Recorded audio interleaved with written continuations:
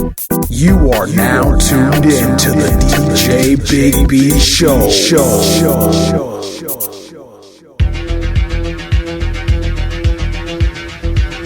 This is Jake the Snake Roberts. If you're not checking out DJ Big B, then you ain't checking nothing out.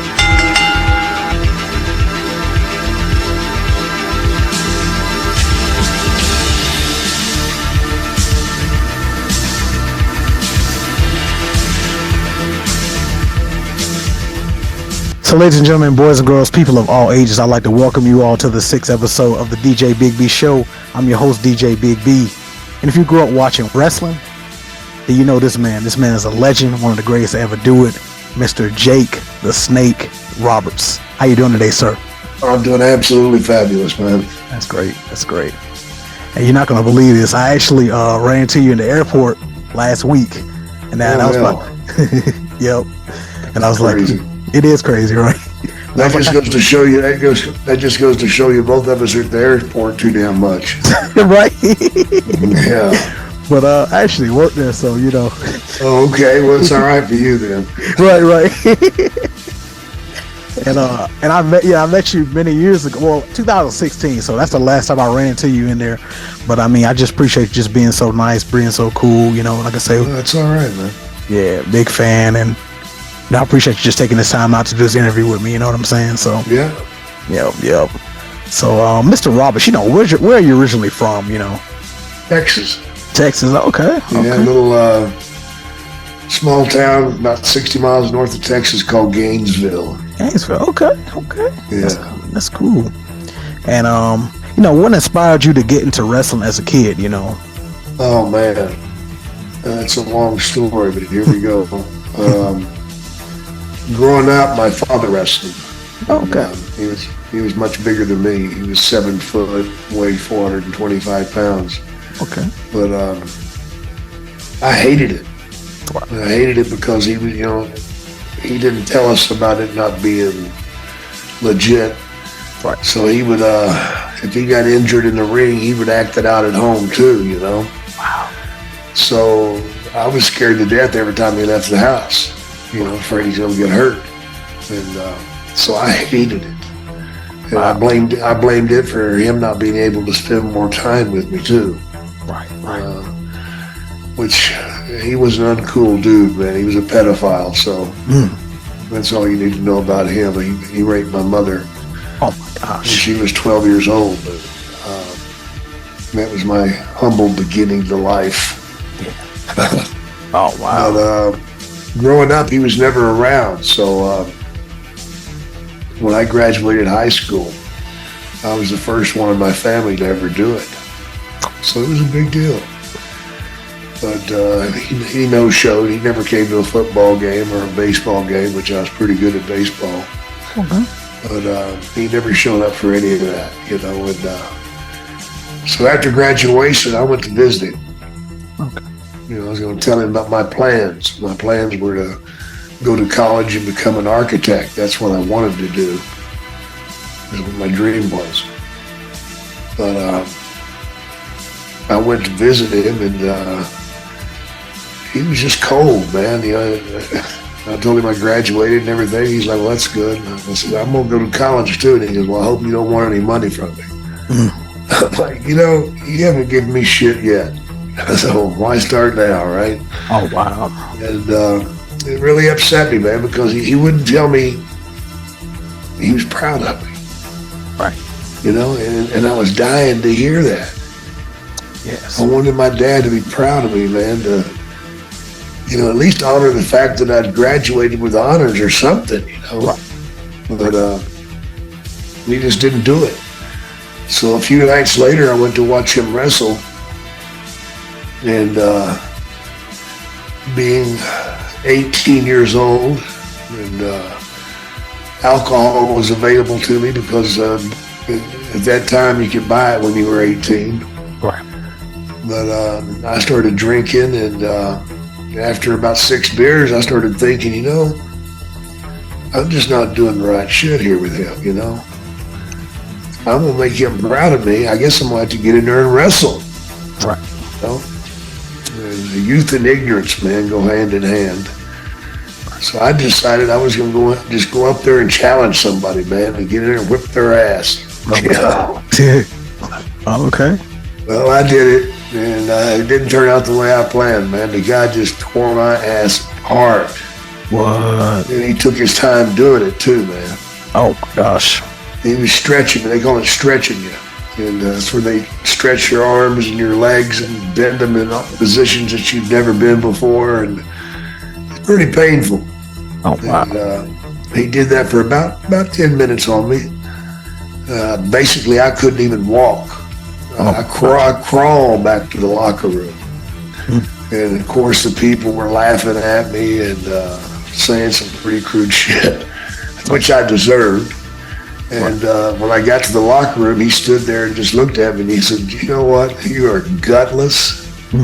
You'll never amount to anything. And you're a disgrace." Oh, my gosh. And it broke my heart, man. Of course. You know? And shut the door on me. And that night, I still remember like yesterday, I remember laying in bed crying. Yeah. Because I was so hurt. And, you know, give up everything and anything. I'll do anything to become a wrestler. I'll cheat, I'll lie, I'll steal, whatever it takes. Just help me get there. And that's the night that I made the decision that I was going to wrestle. That's right. And, instead of doing it the right way, I did it the trial and error method, which is not good. Right. So I got hurt a lot. I had a pretty serious injury after a year on my wrist. It took a year and a half to heal. And so that's how I got into wrestling. Oh, wow. Not the right way. Trial and error is not the right way to do anything, man. Of course. You know? Right. So that's how I got started. Wow. And for those who listen, you heard what Mr. Jake the Snake just said. For you all, if you're trying to get into wrestling, trial and error is not the way to do it. You know what I'm saying? That's right. Yep, you hear that? Go find a good school, one that's got somebody that's been there. Right. There's a lot of schools out there, but a lot of them are just there to rip you off. Yep. Don't go for it. Don't fall for it, man. Make sure the guy that's running the school is at least been to the show. You know. Right. Because you don't want to. If you're going to become a brain surgeon, you wouldn't go to gynecology. Right. So just find the right place to do the right thing. Right. Of course. That's the truth. You all heard that. Who's listening in? You heard those words of encouragement from Mr. Jake the Snake Roberts. He's telling the truth. Yeah. What I want the listeners to know, man, is if you're raising children, man, you got to tell them you're proud of them. Right. You got to give them that love, man. Right. And you don't have to buy them a bunch of toys and shit, man. Just give them some time. That's all they want. True. It's some one-on-one time with their dad and their mom, and make it special for them. Right. Don't cost you anything to say you're proud. That's the truth. You all heard that. But make sure you all listening and taking in the words that, Mr. Jake the Snake is telling you all, those are true words, for himself. So, next question, Mr. Roberts, what was your most, memorable match that you had that you remember, that you Oh my gosh. That's a really hard one there, Macho Man and I did some pretty good stuff. Oh, wow. Ricky Steamboat and I did some great stuff. Wow. Ronnie Garvin and I did some great stuff. And then you throw in about 50 matches or 100 matches with Andre the Giant. Wow. It's hard to pick. It's real hard to pick, So I'd have to just say all the above. Oh, wow. That's amazing. Wow. So you have a lot of that. That's amazing. That's amazing to hear, you know what I'm saying? Did you have a dream match or a dream opponent that you wish you could have versed or had a match? Oh yeah, I wanted to wrestle Bray Wyatt. Bray Wyatt, right? Yeah. I challenged him to a stripper's pole match. Oh, wow. That's cool. Pretty cool. It's pretty cool. Well, that would be amazing. That would have been amazing to see, and then you never know, it could still happen. So, Yeah, it ain't gonna happen here. My body's too busted up, man. That'd have been a dream, come true. That's really cool. That's really cool. What made you bring out a snake, and add it with your, in your matches and money. Money. Oh wow, yeah. Wow. Because I'm terrified of snakes. Oh wow, what? And I am terrified of snakes, but it's a crazy thing that happens, man, when you're a wrestler. Right. Or it happens to me. Right. I could be sick. I could be nursing something that's maybe even broken. But when that bell rings, man, I feel good. I'm ready to go, and I'm not afraid of shit. Right. Wow. And I just go out there and do it. Now, as soon as the match is over, get that son of a bitch away from me. Wow. I was scared to death of that damn snake. Right. Oh, wow. I spent too many nights, man, in a hotel with that snake in the bathtub, and I'd come in there at 3 o'clock in the morning drunk and try to piss in front of that snake. I don't know about you, man, but most of the time I just went in the other room and pissed in a bottle. Oh, wow. Or the floor. Depending on how drunk I was. Oh, wow. That's really cool. What? And I know me, when I was young, I used to be afraid, seeing, because I was like, is that snake going to ever bite somebody? Is it going to ever? Oh, it did. It did? Oh, wow. Oh, yeah, it bit people, man. What? Bit me mostly. Oh, what? That's crazy. That's amazing to hear. What? You all hear that? So, Mr. J, the Snake Roberts, actually got bit by the snake that he, used to come around. That's cool. Wow. I know you've been in a lot of different leagues. Out of all the leagues, what did you enjoy the most, or did you have multiple ones that you enjoyed, being in? Oh man, as far as enjoying it, yes. If you take the money away from it, right, I probably enjoyed Mid-South. Okay. Because Mid-South had a certain level that you had to achieve every night. Oh, wow. And I liked going out there and doing it. Of course. Going out and performing in front, didn't matter how many people were there. Right. Just give them the best damn show you can. Of course. And then if you add money to it, you have to say WWF, Right. Because it was crazy, man. I was in Mid-South, busting my ass 7 days a week. They're making $1,500, a week. Right. Oh, wow. And then the next week I'm in the WWF and I'm working 7 days and I'm getting $5,000. So, wow. It changes the way you look at things real quick. Of course. That's amazing. Wow. So you went from going to, being in another league and going to, WWF, WWE, and just killing it, man. Yeah, that's amazing. That's amazing. I remember being on the road for, my record was 89 days straight. Oh, wow. And I called my wife and I'm like, baby, I'm going to have to quit. I'm going to have to come home. I can't take it no more. She said, you just got a check for $17,000 for a week. Wow. I'm like, you know what? I think I can go another week. Right. What the fuck? Are you serious? Right. Oh, wow. That's amazing. That's really cool to hear. Wow. Did you all hear that? So, yeah. Well, I know y'all, Mr. Roberts, you're currently in AEW. I know you're enjoying how you liking it in AEW. I enjoy what I do there, I'm teaching the guys how to do interviews. Right. That's my backstage presence. Okay. And then, of course, Lance Archer is who I manage. Right. Whenever he goes, I'm ready. Right. And he is such a bull. He's a monster, man. Oh, wow. I've been around a lot of big guys, but I've never been around a big guy that can move like he can.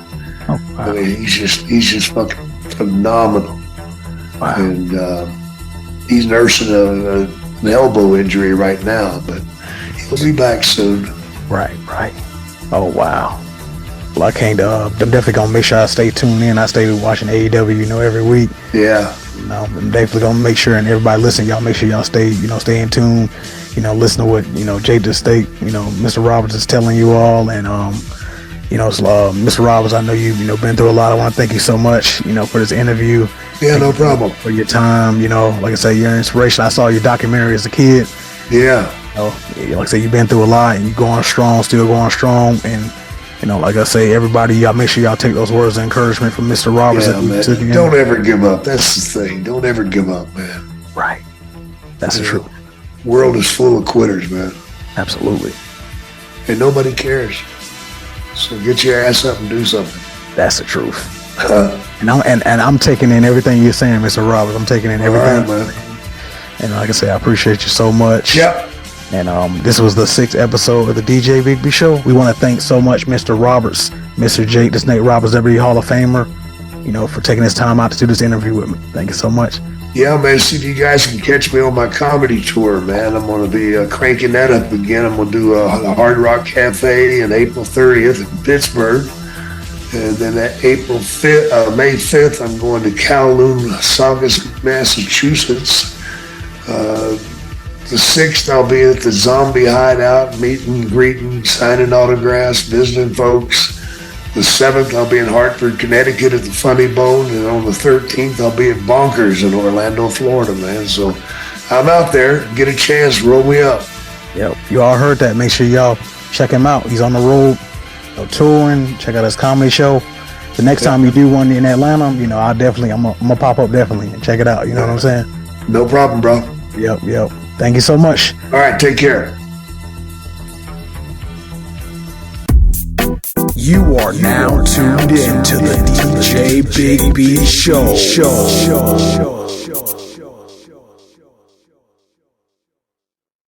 Make sure you log on to djbigb.com.